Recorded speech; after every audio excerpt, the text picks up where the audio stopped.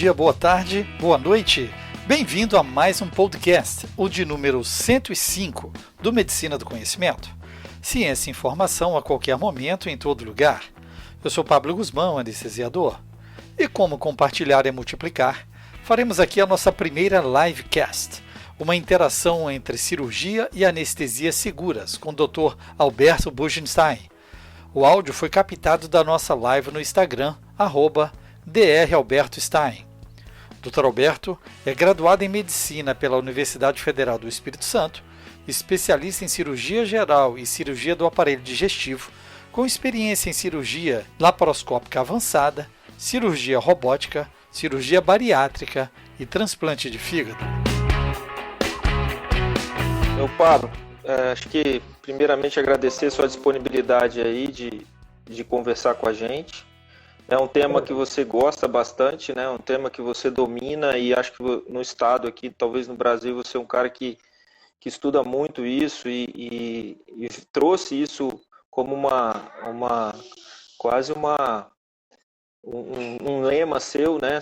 Para a nossa prática diária. E eu vivenciei alguns hospitais de ponta no Brasil e fora do Brasil e sei que é uma luta diária a implementação disso. Mas cirurgia segura, que foi o tema que você até sugeriu sobre essa live. Que significa isso, Pablo? Para quem não é muito da área médica também que está assistindo a gente, o que significa cirurgia segura? Toda cirurgia não é para ser segura? Se o paciente vai operar comigo, eu espero que ela seja segura. Mas o que é isso aí? O problema que nós temos é uma realidade. Se nós colocarmos numa maneira global, a cada 2 dias, um Boeing inteiro cai devido a eventos adversos pelo simples fato do paciente internar para ser operado. Então, realmente, não é uma realidade no mundo que nós vivemos, mesmo nos países mais desenvolvidos.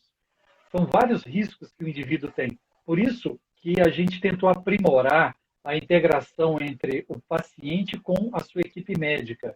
Porque, veja bem, o indivíduo ele tem que ter a noção de cuidar de vários processos, que vão desde o preparo, do intra e do pós-operatório.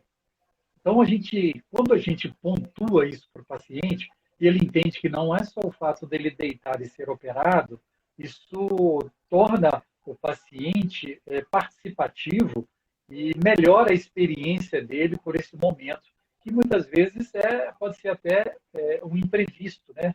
As cirurgias eletivas, mas muitas vezes nós somos surpreendidos com o fato de uma cirurgia de urgência. Então, é um processo, na verdade, que a gente vai falar, que é muito importante que o paciente tenha essa noção de que é um fluxo desde o seu diagnóstico como cirurgião até a alta hospitalar, os seus cuidados imediatamente pós-alta. Né? Pablo, e uma coisa assim, você falou que quase é um Boeing inteiro, ou seja, um número de pessoas que, vamos dizer assim, tiveram um desfecho ruim por uma internação hospitalar, né?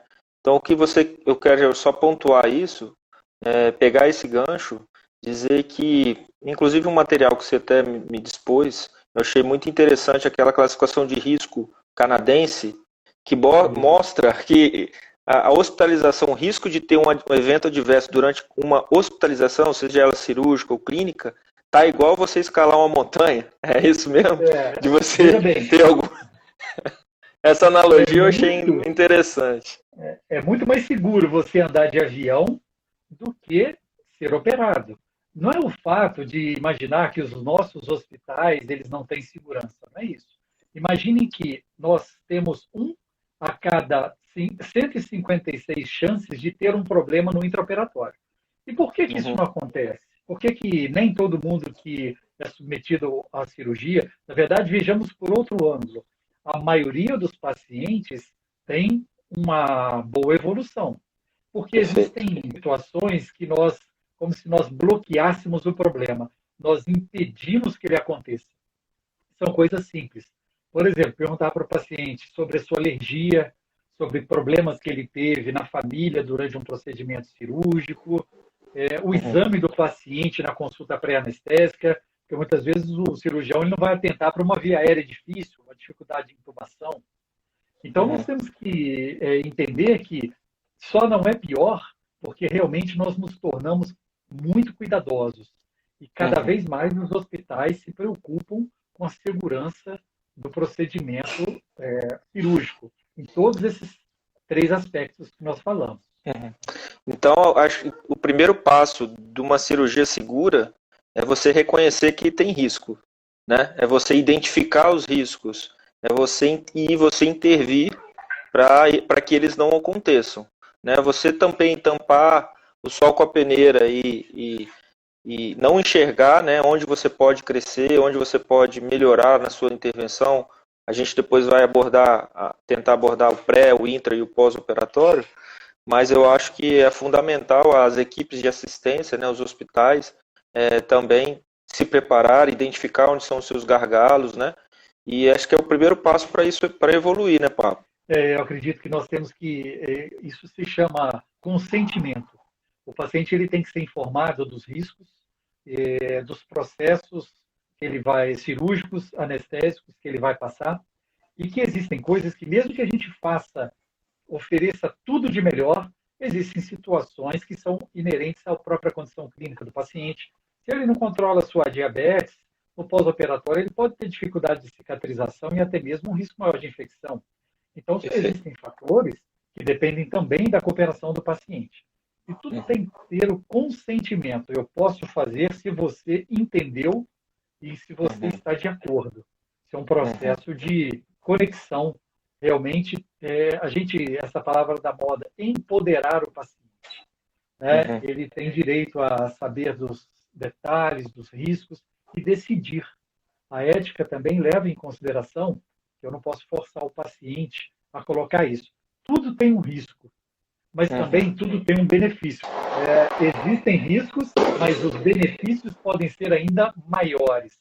Como você falou, a questão oncológica. O paciente, se ele não for operado, ele pode perder as chances de uma boa recuperação. Se a gente então partir para uma questão prática do negócio, dividir o processo aqui a gente está falando do processo cirúrgico, né? No pré-operatório, no intraoperatório e no pós-operatório.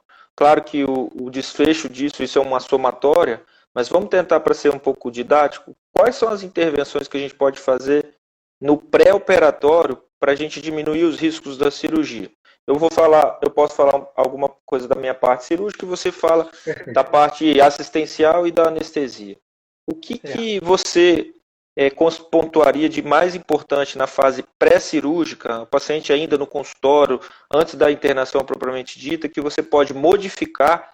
Como você diz, tem aspectos do paciente que eles são inerentes, idade a gente não vai poder mudar, as complicações que ele já teve, as sequelas que ele já teve a gente não vai poder mudar, mas antes a gente pode controlar melhor um diabetes, a gente pode controlar uma pressão um pouco melhor, a gente pode melhorar a nutrição dele antes da cirurgia. Eu queria que você comentasse isso. Eu acho que esse envolvimento é muito importante a partir do momento que se tem um diagnóstico cirúrgico, o paciente ele tem que realmente procurar participar disso, porque muitas vezes o preparo nutricional ele vai fazer muita diferença.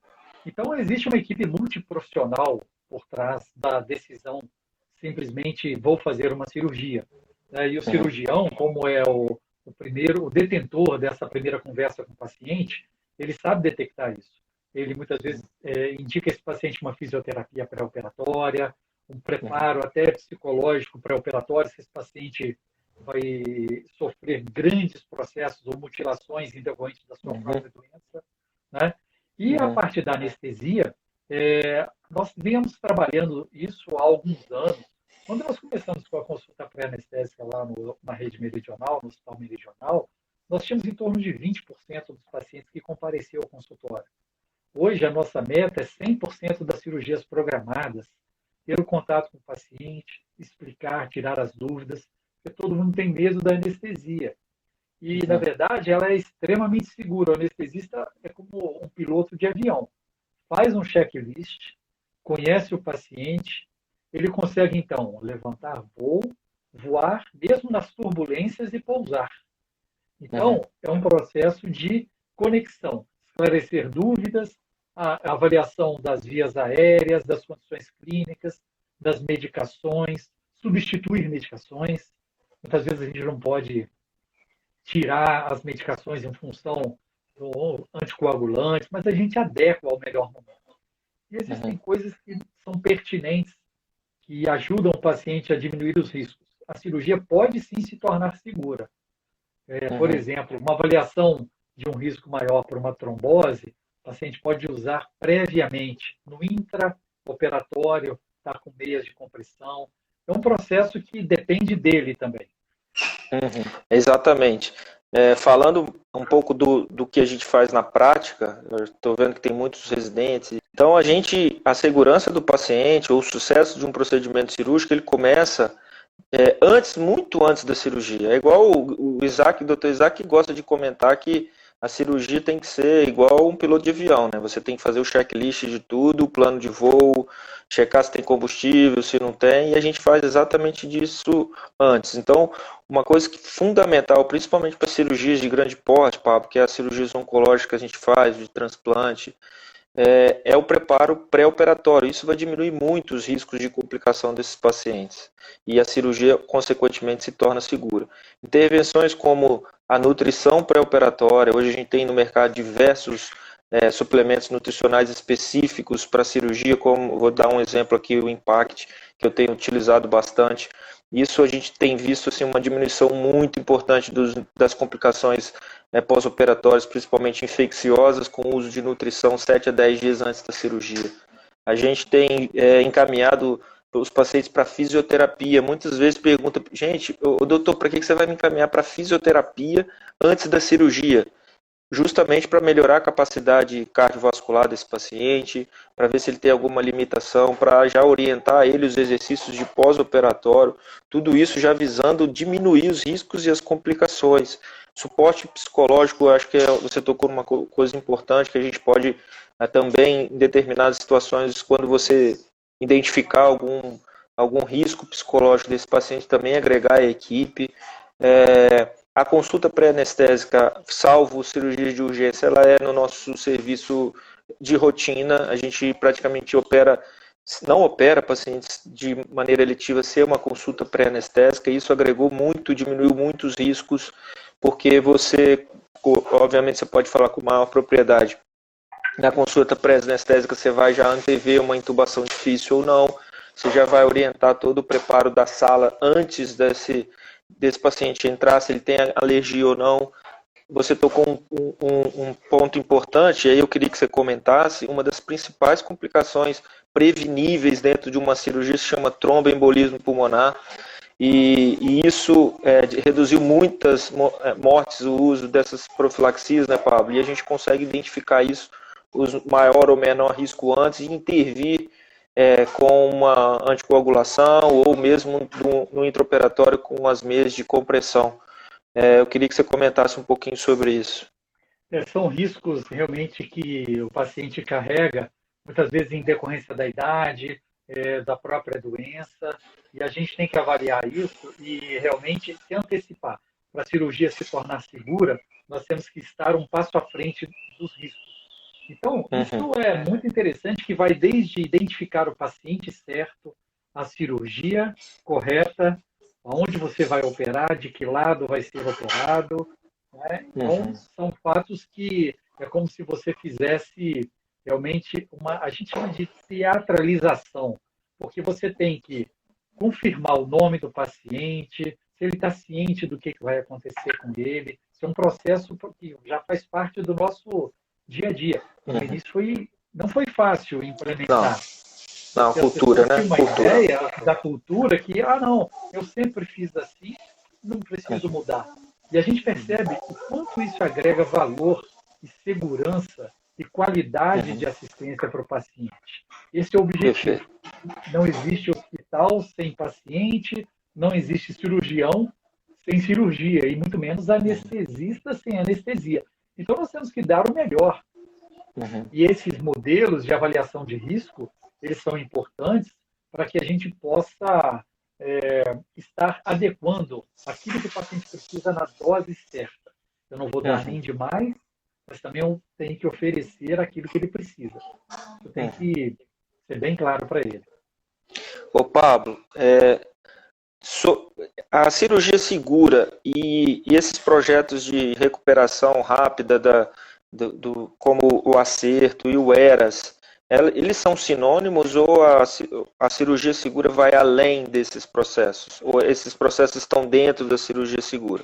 Para quem não sabe, esses dois projetos que eu citei, o ERAS e o Acerto, são medidas que a gente faz, né, tanto de pré, de intra, de pós-operatório para acelerar a recuperação, como abreviar jejum, anestesia multimodal, enfim, fisioterapia, mobilização precoce, não a utilização de preparo do intestino, enfim. Esses projetos são além da cirurgia segura ou ao contrário, a cirurgia segura é além disso, né? São complementares? Tudo começou com um movimento da Organização Mundial da Saúde mostrando a necessidade de fazermos alguma coisa, porque ela, em pontos distantes pelo mundo, ela botou um checklist onde, independente do país ser desenvolvido ou não, eles perceberam que você fazendo uma sequência adequada, todo mundo fazendo, sabendo o que fazer, tendo o seu papel no pré, intra e pós-operatório, nós conseguiríamos diminuir as mortes, os riscos e, por exemplo, trazer o paciente mais rápido à sua sociabilização, né? E, do mesmo ponto, as sociedades foram entendendo que, olha, existe mais do que isso, não é só um checklist. Então, com isso, o ERAS, a sociedade, né, ERAS, ela já existe há quase uma década, quando eles perceberam que talvez mudanças que não estavam incluídas nesse processo poderiam agregar valor. Como, por exemplo, o que você falou, não deixar o paciente em longos períodos de jejum, preparo pré-operatório, a dor, cuidar da dor, porque uma dor maltratada pós-operatória impede o paciente sair da cama, de respirar adequadamente, né? A questão de usar drenos durante a cirurgia, que o cirurgião utiliza. Então, são processos que vieram agregar, vieram de forma concomitante. E a gente usa muito a medicina baseada em evidências. Hoje nós estamos aí num momento difícil de achismo, vamos usar isso, vamos usar aquilo, sem evidência. Hidroxicloroquina está aí para ser um exemplo clássico disso, né? A gente não é o momento, mas agora em maio a gente espera resultados parciais de grandes trials que vão se basear exatamente nisso, nessas evidências. Isso é muito importante para nós. Então, baseado na experiência e nas publicações, nós percebemos que poderíamos mudar coisas simples, principalmente a cultura do paciente, como o Dr. Wagner Passamani citou, é o coordenador do centro cirúrgico lá do Hospital Meridional, anestesista colega, e realmente a cultura de segurança ela tem que estar no nosso dia a dia, não pode ser feito diferente. É melhor parar do que continuar com risco. Então, tem coisas que você só posso continuar se eu estiver feito adequadamente. Imagine um piloto levantar voo sem ter a certeza do volume de combustível na aeronave. É mais ou menos isso. Né? Exatamente. E o checar, double check, né, que é uma expressão inglesa, né, que é checar duas vezes, rechecar. E eu vivenciei muito isso lá nos Estados Unidos, né, o ano passado. Qual é a preocupação deles com essa segurança interna? Lá tudo é double check, tudo é duas vezes checado. Para você começar uma cirurgia, você tem que fazer o time out, que todo mundo em campo, checar todas as compressas antes, checar todos os materiais antes, checar se o antibiótico foi feito antes. Só assim, depois desse time out, que está autorizado o cirurgião a começar a cirurgia propriamente dita. Então, isso são processos, isso tem que estar medular, né, Pablo? Isso tem que estar como se for, um teatro, acaba sendo um teatro, mas é necessário, porque se mostrou, baseado em evidência, que diminui os riscos dos pacientes, né?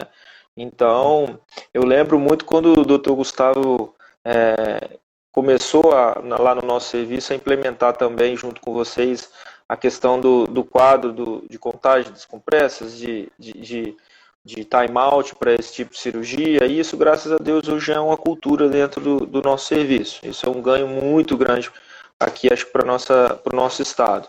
E isso agora praticamente é medular dentro do nosso serviço. Então, acho que passando para a parte do intraoperatório, o que você pontua de mais importante, assim, claro, aqui a gente não vai conseguir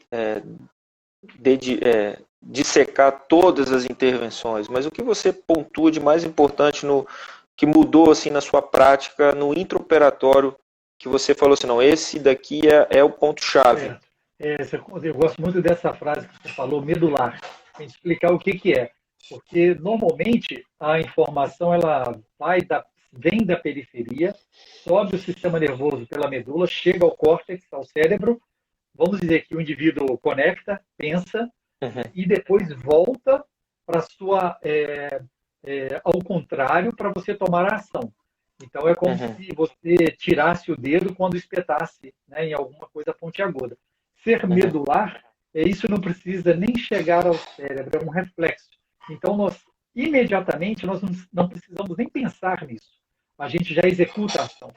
Então existem coisas que fizeram muita diferença para a gente. Uma é a questão da preocupação da alergia com o paciente, do uso de medicações, da via aérea, se ela é um paciente que pode incorrer com riscos de intubação orotraqueal, a gente está preparado para isso, ter material adequado. Se esse paciente, por exemplo, tem uma cirurgia maior, se ele já colheu uma tipagem sanguínea, se, por exemplo, isso já tem o sangue reservado, a gente não transfunde. Sangue não é vitamina, mas muitas vezes ele pode ser o divisor de águas para salvar o paciente. A transfusão tem sido cada vez menor no intraoperatório, mesmo em cirurgias grandes, como a gente faz de transplante de fígado, né? Então, esses fatos foram muito importantes. Agora, nós tivemos quando nós implantamos o time out, que é o momento que está relacionado ao intraoperatório, o que mais foi difícil foi o momento da parada. O que é essa parada? Porque a gente não entendia muito bem a importância disso.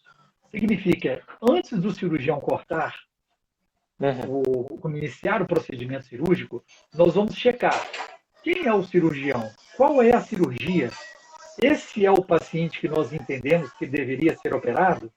Nós podemos imaginar o quanto já aconteceu de problema no mundo. Cirurgia errada, paciente errado, lado errado, e isso tornou medular para a gente. A gente já para e pergunta.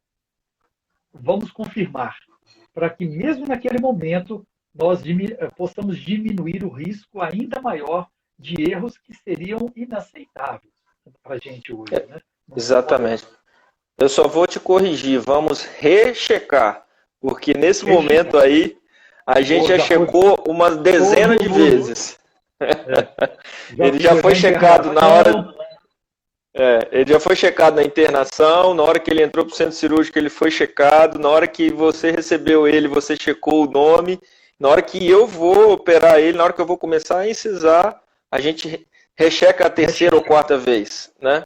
Então, acho que essa é a mensagem. A gente também não é só pelo nome do paciente. João da Silva eu posso ter mais de um. Então, sempre tem o nome, sobrenome, nome da mãe ou data do nascimento. É assim que a gente checa. Os homônimos também não incorrerem nesse problema maior. Né? Isso é muito importante. Outra coisa que eu gosto de lembrar sempre é cirurgias que têm lateralidade, né, Pablo? Hérnias que são de um lado direito ou lado esquerdo, ou cirurgia sobre o membro direito e esquerdo. Isso para os residentes é fundamental. Então, checar, de preferência, a gente tem o hábito de marcar com o paciente ainda acordado, sem o paciente estar anestesiado ao lado, para confirmar com ele 10 vezes. Não é, vamos dizer assim, não é demérito nenhum você chegar para o paciente no dia da cirurgia, vamos confirmar de novo que lado que é a sua hérnia, ou que lado que nós vamos ser operados. Pelo contrário, isso daí como a gente diz, é uma boa prática, né? É uma boa prática, justamente para a gente evitar. É uma prática que eu particularmente eu não gosto, Pablo, também algumas situações onde o cirurgião já chega com o paciente anestesiado na sala. Então, o time-out ele veio para justamente isso. Né? O paciente te vê, o paciente que foi com você no seu consultório, ele te vê, ele olha, você conversa com ele, olha a lateralidade, sabe? Porque a cirurgia de urgências, isso às vezes não acontece. Mas eu acho isso importante, isso diminui bastante a chance de qualquer intercorrência dessas de lateralidade, né? Que são bem traumáticas para toda a equipe e principalmente, obviamente, para o paciente, né? Sim, o paciente tem que ter essa confiança frente à sua equipe. O cirurgião realmente é um capitão ali. Nós temos uma responsabilidade compartilhada. Nós assumimos também algumas ações, né, que o anestesista só a ele compete, como, por exemplo, a analgesia pós-operatória. E a gente sempre toma decisões comuns, né, porque a gente não pode também ultrapassar essa questão do benefício e do risco. Né? Muitas vezes, você, em função do procedimento e do que acontece, o anestesista também avisa, olha, vamos aguardar um pouco, vamos aquecer o paciente. Sim, mudar a estratégia, né? Vamos aguardar um pouco. Vamos aguardar. Isso faz parte dessa equipe que fala a mesma linguagem, né? Que vive o mesmo momento.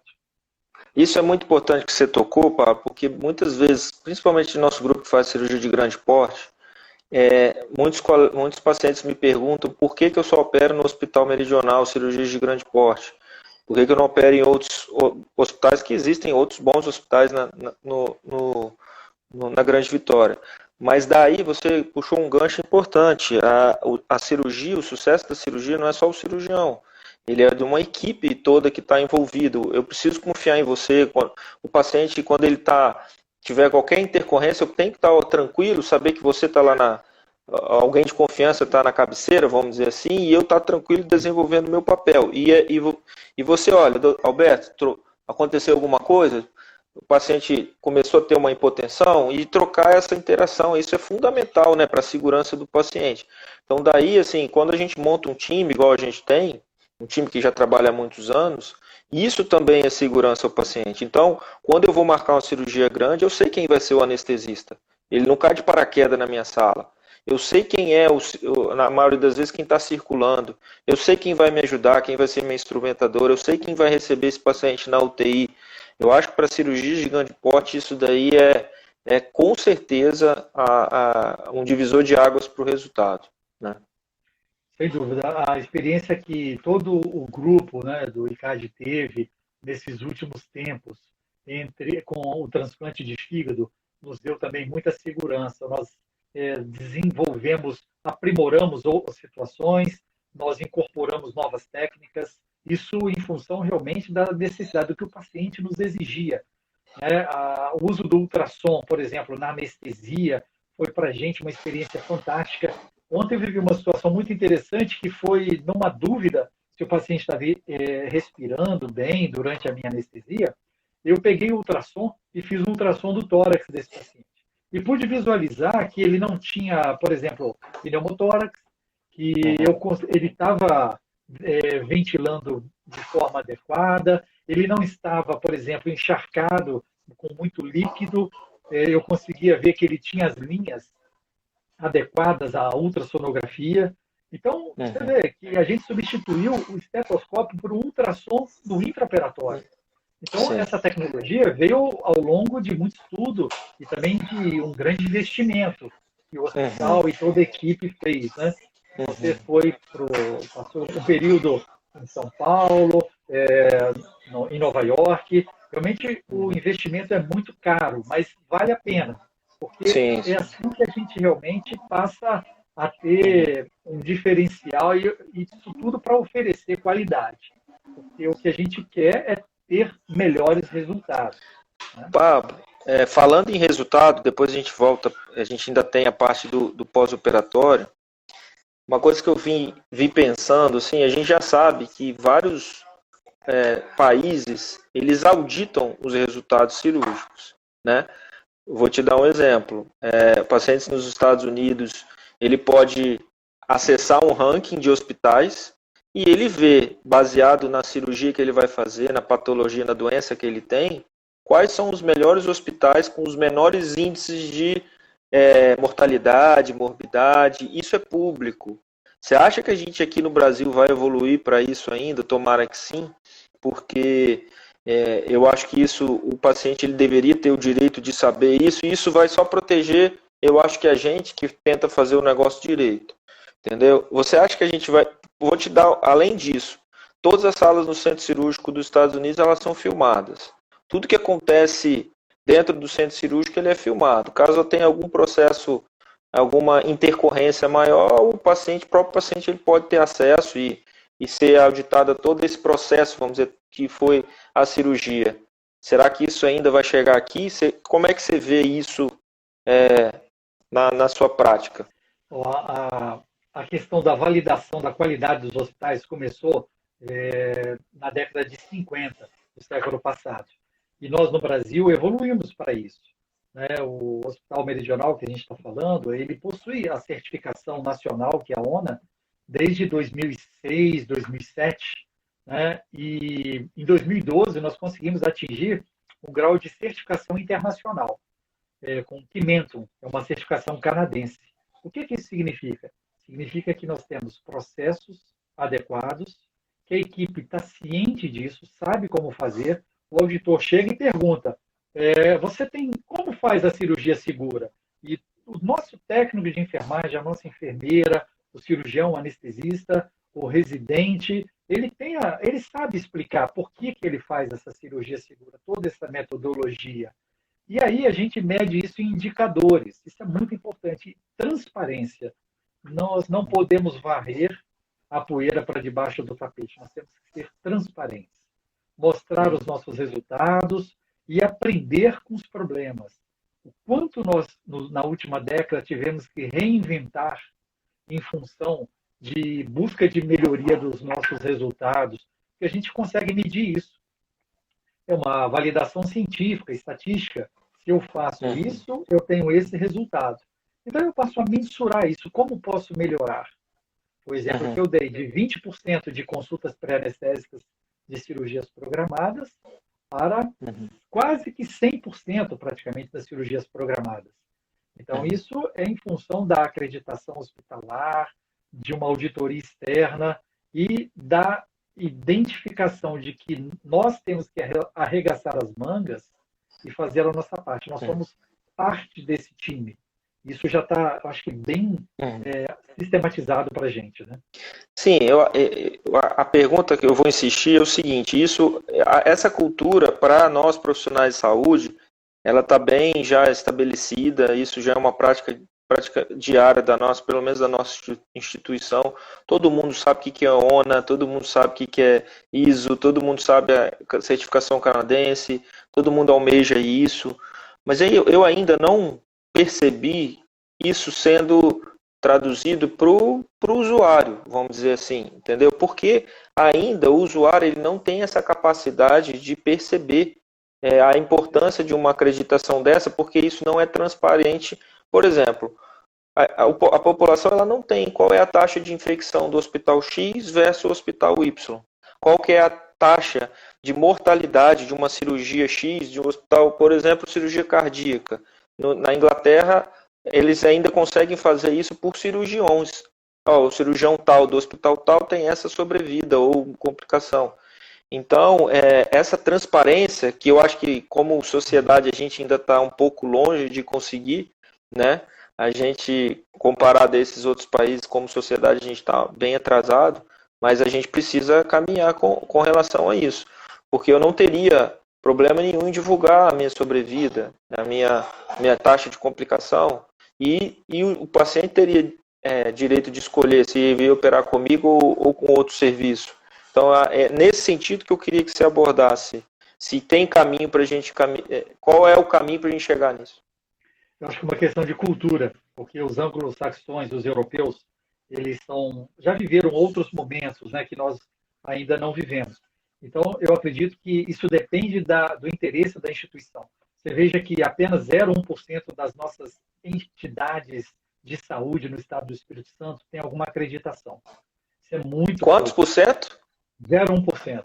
Nós temos um longo caminho. Se você contar todas as entidades, desde clínicas, Sim, laboratórios até hospitais, né? Unidades de saúde básica.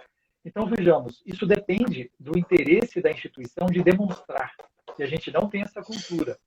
O que é a bola da vez no mundo moderno? É a experiência do paciente. Ele tem que receber informação, ele tem que participar do projeto, ele tem que perguntar, por exemplo, qual o meu risco de trombose? Já foi avaliado? Você já lavou a mão antes de fazer a minha medicação? Ele tem que participar do processo. E eu acho que, com o tempo, a gente vai fazer com que eles validem, eles valorizem todo esse esforço. Eles vão perceber que, opa, eu cheguei aqui, ninguém me perguntou nada. Eu entrei, operei, e ninguém me perguntou se eu tinha alergia. E eu tenho alergia. Né? Mas, realmente, existem situações que a gente tem que lutar e tem que mudar esse jogo.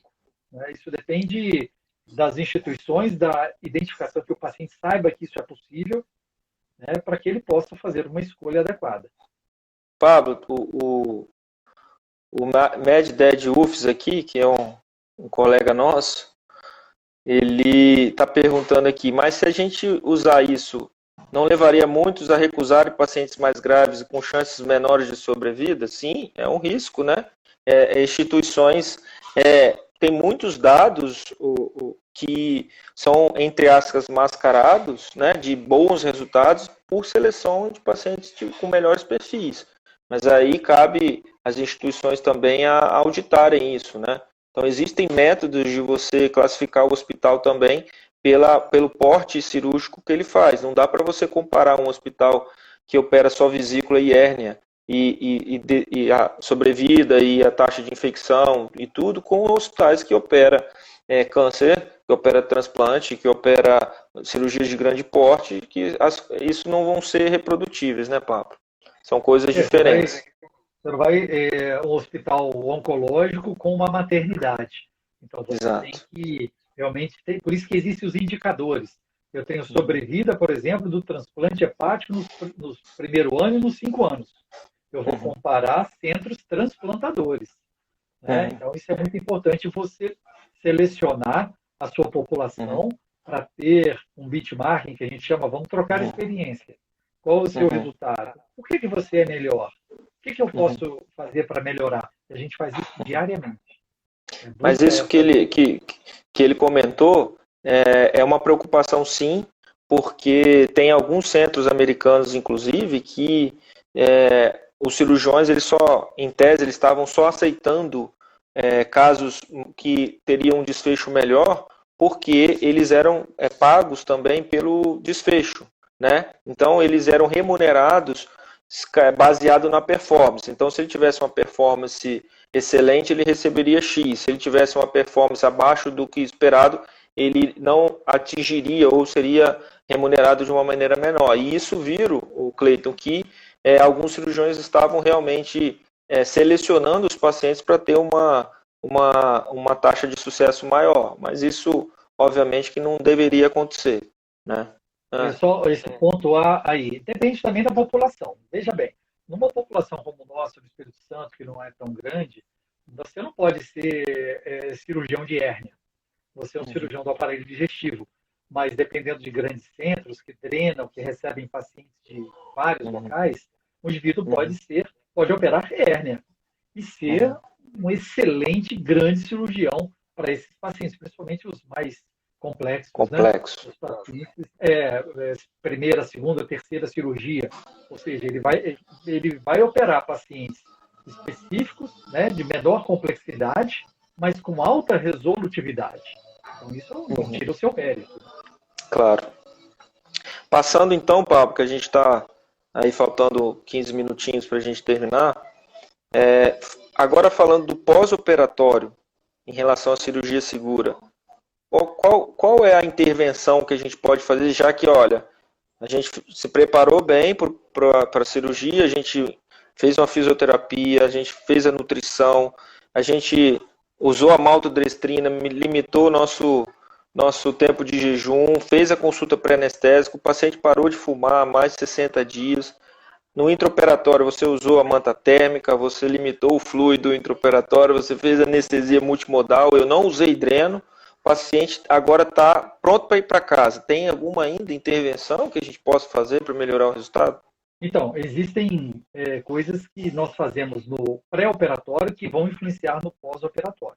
Então, por exemplo, preocupar qual vai ser a analgesia do paciente, eu já vou programar no pré-operatório, realizá-la no intra e colher os frutos no pós. Existe, por exemplo, métodos, né, de analgesia controlada pelo paciente com bombas de infusão que são muito significativas. Como a prevenção de trombose, às vezes, como a gente já falou, começa antes. Agora, eu gostaria de citar que nesse momento do pós existe um grande parceiro também, além da equipe multiprofissional que falamos, que é o intensivista. Porque muitas vezes ele está lá, escondidinho, entre quatro paredes, no CTI, e nem sempre CTI é sinal de fim de vida. CTI é sinal de melhor recuperação.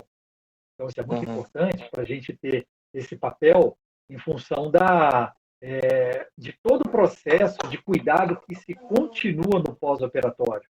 Né? Nós temos aí, então, esse cuidado e que culmina com um plano de alta. O que é o plano de alta? Eu tenho que explicar para o paciente, olha, você está aqui com pontos em tantos dias, o senhor vai retornar para a retirada. O curativo a cada tantos dias. Você vai tomar medicamentos específicos que têm necessidade de continuidade. Nós vamos tomar antibiótico quando necessário por uma infecção, tantos dias.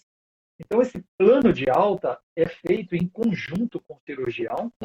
Normalmente, a nutricionista que ajuda, a fisioterapeuta, a farmácia clínica que orienta o paciente na utilização dos medicamentos. A nutrição ajuda, por exemplo, com interação entre alimentos e medicamentos. A enfermagem, os cuidados pós-operatórios. Você veja a complexidade do número de pessoas envolvidas. Né, no paciente para ter uma sobrevida adequada. Então, esse pós-operatório está ligado a isso, a um plano de alta. Na nossa especialidade, Pablo, a pergunta mais frequente, não é nem o que você vai tomar de antibiótico, quantos dias vai tirar os pontos, que também é frequente, mas doutor, o que eu posso comer no pós-operatório? Essa aí é campeã, Eu posso comer o quê? Né? Isso daí a quebra do jejum. Isso. Não, eu estou falando isso depois, né? Depois da cirurgia. Então, na hora da alta, né? Olha, o senhor passou por uma duodenopancreatectomia, foi ótimo, a gente fica feliz, está na hora da alta. Ele não está preocupado com a duodenopancreatectomia, ele está preocupado com o que ele vai poder comer em casa. Então, isso é uma coisa assim, da nossa prática diária que a gente vê. Daí a importância de ter uma equipe com nutricionistas, com farmacêuticos que vão orientar a melhor hora de reconciliar os medicamentos deles. Isso tudo é cuidado pós-operatório, isso tudo é cirurgia segura, né, Pablo? Esse é o ponto que a gente quer salientar. E digo mais, existem algumas situações, às vezes até negligenciadas, quanto ao tromboembolismo, porque dá-se muita atenção ao tromboembolismo no período de intra-hospitalar, e você sabe que a cirurgia bariátrica e as cirurgias oncológicas, o segundo pico de trombose venosa, ela ocorre na segunda, terceira, até 4 semanas. Então, existe guidelines de prevenção de tromboembolismo que recomenda o uso da profilaxia com a enoxaparina, estendida por 2, 3 semanas. Então, isso é importante da gente também relembrar, principalmente para os nossos residentes, que esse cuidado, às vezes, ele se estende por 3 a 4 semanas. Isso é cirurgia segura. E não só durante a internação desse paciente. Monitorar se o paciente está se alimentando no pós-operatório tardio, porque isso pode diminuir a chance dele reinternar precoce nos primeiros 30 dias. Monitorar de perto se ele está ganhando peso, se ele está perdendo peso, como é que está o performance status desse paciente. Isso para cirurgias oncológicas e pacientes de idade também é importante. Então a cirurgia segura, ela vai além, né? Ela vai semaninhas além do procedimento cirúrgico, né, Paulo?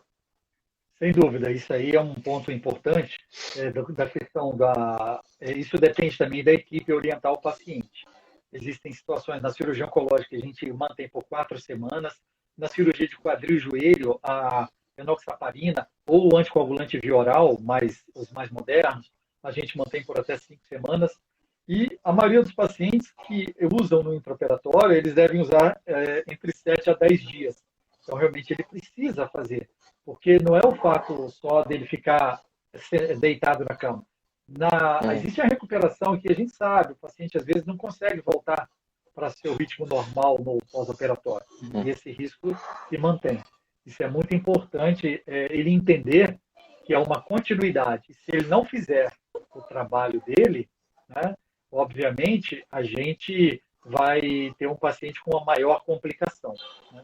Você tem que lembrar que nosso amigo Gustavo Sasso aqui, cirurgião vascular, parabenizou a gente ter lembrado o segundo pico do TEV, né, em paciente cirúrgico. Isso aí é um tema que passa desapercebido frequentemente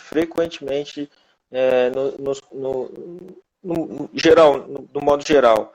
E Pablo, eu queria nesse momento até te complementar, porque todo esse processo de TEV, eu sei que você teve um trabalho, claro, com uma equipe grande, mas para implementar lá, eu sei quantas vezes que nós quisemos te esmagar quando a gente ia prescrever lá, ficava aquelas telas bloqueando a nossa prescrição enquanto a gente não prescrevesse lá o fluxograma para saber se tinha que usar enoxaparina ou não.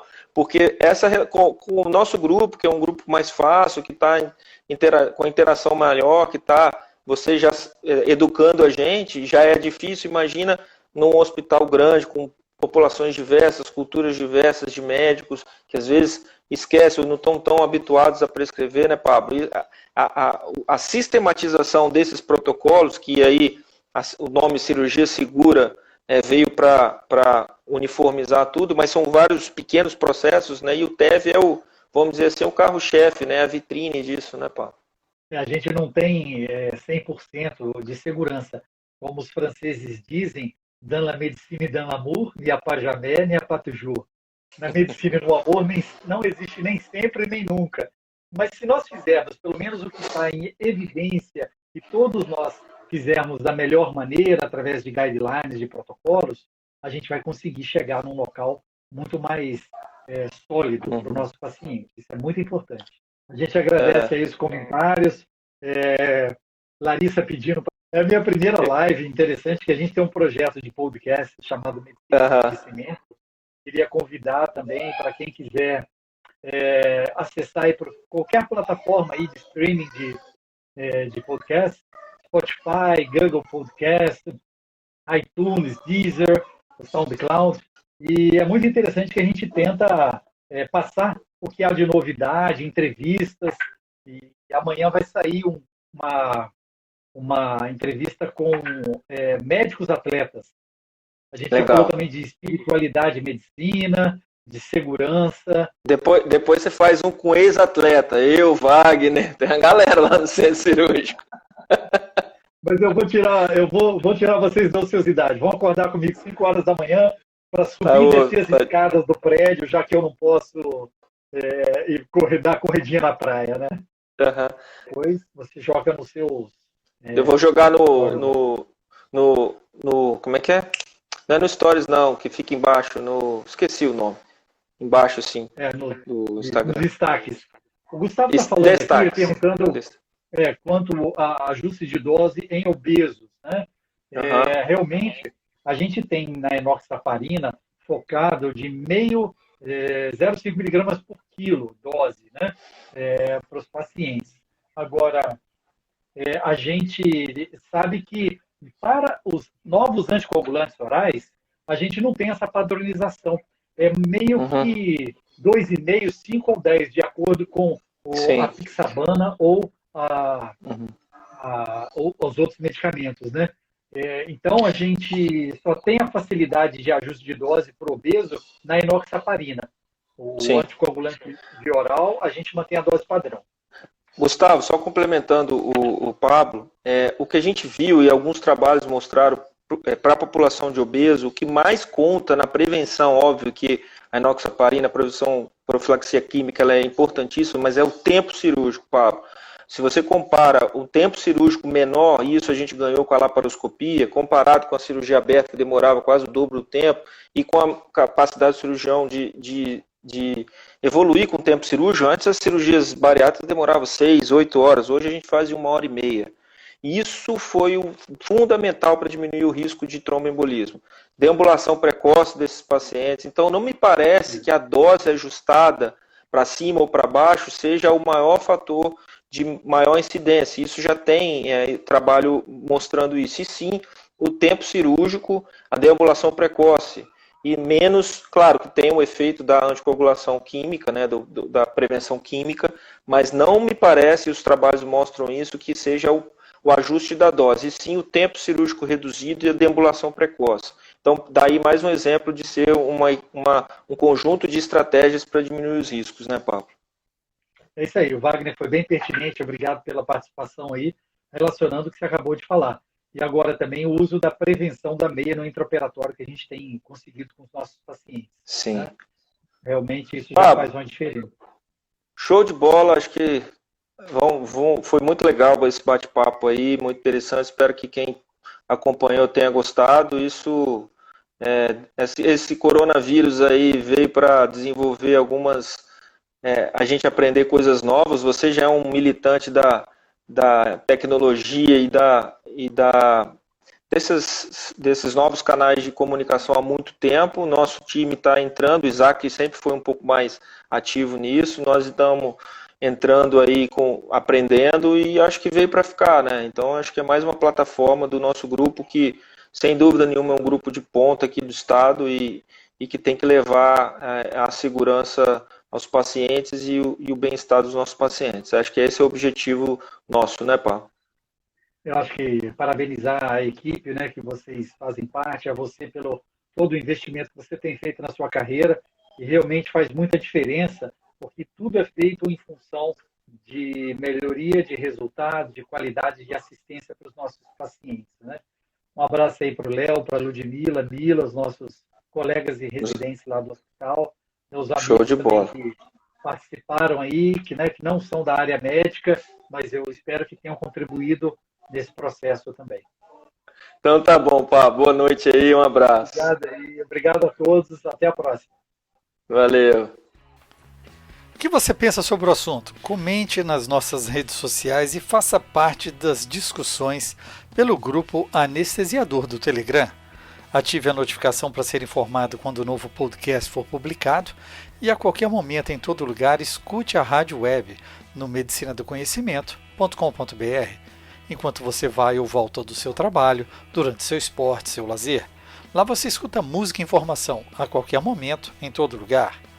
Escolha sua plataforma e ouça os podcasts. Siga pelo Spotify, Deezer, iTunes, Google Podcasts, SoundCloud, YouTube e mais uma dezena de agregadores. Na Medicina do Conhecimento, você escolhe o player da sua preferência. É muito importante o seu feedback. Compartilhe nas suas redes sociais, deixando seu like. Isso aumenta a divulgação do projeto. Além disso, você pode entrar em contato conosco e sugerir o próximo tema. Fique ligado nas redes sociais Twitter, Facebook e Instagram, Medicina do Conhecimento. Afinal, compartilhar é multiplicar.